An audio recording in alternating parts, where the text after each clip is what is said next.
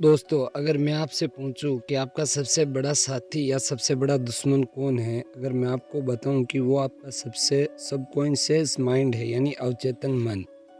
दोस्तों, क्या आपने कभी सोचा है कि कुछ लोग बिना ज़्यादा सोच विचार के ही सही फैसले कैसे ले लेते हैं, और कुछ लोग हर छोटी सी बात में उलझकर अपनी ज़िंदगी को मुश्किल बना लेते हैं। आखिरकार ऐसा क्यों होता है? क्या उनका दिमाग हमसे ज़्यादा तेज़ होता है?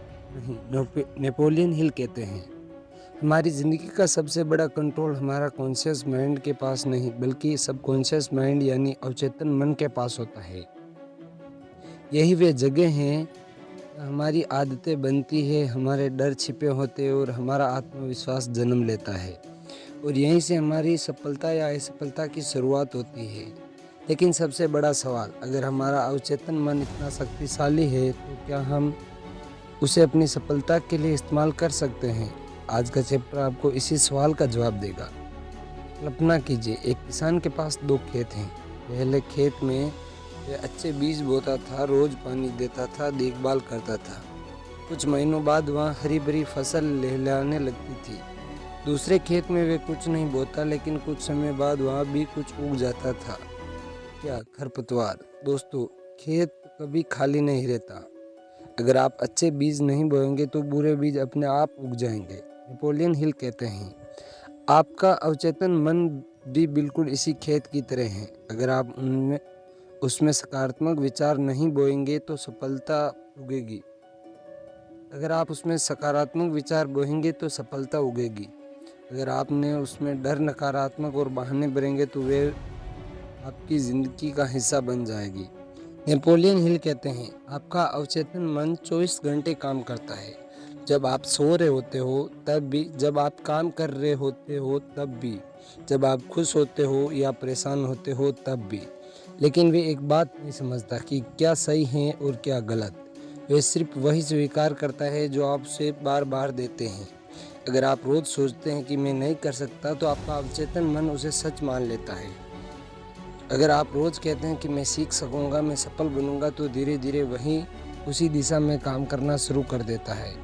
एक बच्चा था जो बचपन से सुनता आया, तुमसे कुछ नहीं होगा, तुम्हें कभी सफल नहीं बनोगे। धीरे धीरे उसने यही मान लिया। जब भी कोई नया मौका आता, वे कोशिश करने से पहले ही डर जाता। उसे लगता कि वे हार जाएगा। सालों बाद एक टीचर ने उसे सिर्फ एक बात कही, तुम्हारी सबसे बड़ी कमजोरी तुम्हारी क्षमता नहीं, तुम्हारी सोच है। उस दिन पहली बार उसने खुद से अच्छे शब्द बोलना शुरू किया।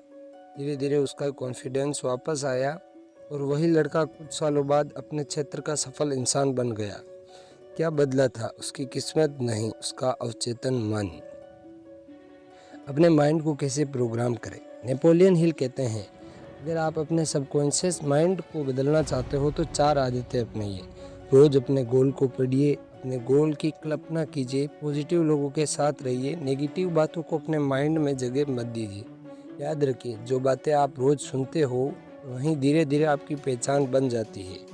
अगर आपका सपना यूट्यूब पर ग्रो करना है और आप हर वीडियो के बाद कहेंगे मेरे व्यूज़ नहीं आ रहे, मेरा चैनल नहीं चलेगा, तो आपका माइंड उसी हिसाब से काम करेगा। लेकिन अगर आप हर वीडियो में को सीखने का मौका मानोगे, तो आपका माइंड इम्प्रूवमेंट ढूंढना शुरू कर देगा।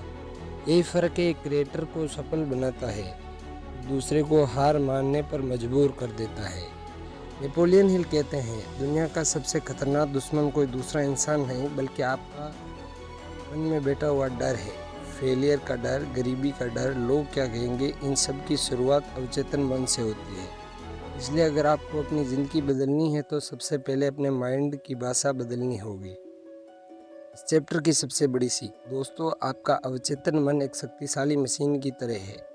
आप जो इनपुट देंगे वही आउटपुट मिलेगा। अगर आप उसे उम्मीद देंगे तो वे रास्ता ढूंढेगा, अगर आप उसे बहाना देंगे तो वे रुकने का कारण ढूंढेगा। इसलिए अपने माइंड को अपने सपनों का साथी बनाइए, दुश्मन नहीं।